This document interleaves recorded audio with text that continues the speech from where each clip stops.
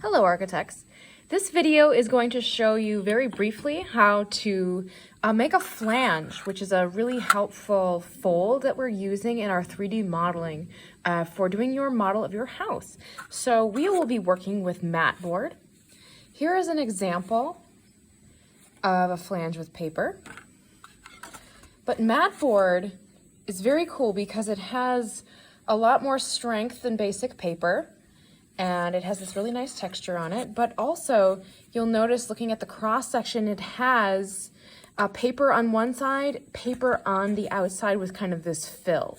So because of that, there are two paper surfaces that you can slice and still have the piece together, right? So this is going to be handy when we're making our roofs, when you are making walls, when you're making absolutely anything, because you can cut something, but have it still be connected. You won't have to glue it together again. So let's see how this works. Now, as always, when we are working with a sharp object, we want to be very careful to not put our fingers near our blade on our X-Acto knife or our utility knife.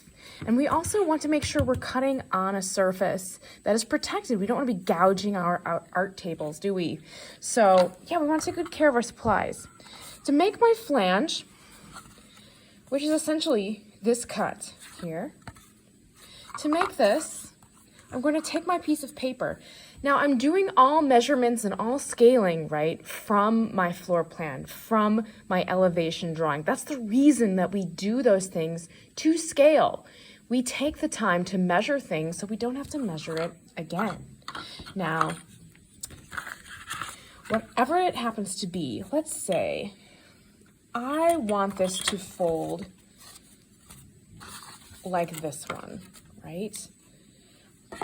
I want to make sort of a V shape. I can get a straight line by using my ruler as a guide. Now my mat board also has these grid lines, which is really handy. I'm not going to cut through the entire board, right? That's the whole point. I don't want to cut through the entire board. I'm going to slice only the edge that I want to be open. I want the other side to hold everything together. So that's very important. It's also important that I know which way I want this to fold. I want the green side to be out. So I am going to be cutting on the green side. And you could do it the other way around. If I wanted it dipped in, perhaps, I would cut on the other side. Now I'm lining this up. I'm going to use my utility knife very carefully and safely. Oh, and it didn't quite slice through. So you do have to be a little forceful, but again, I don't want to slice all the way through. I just want to cut this outer paper.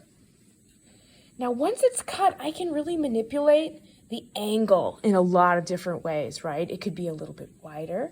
It could be really tall and narrow, but I have a lot of options. If this were my wall, I could fold it this way. But notice I can't really fold it the other way. I would have to have done the flange on this side. All right, so this flange is going to be very useful for you as you create your 3D model. And I will have a few more tutorials for you to check out about how you can create these, because there are a few cuts that are handy. So hope you enjoyed. Take care. Bye.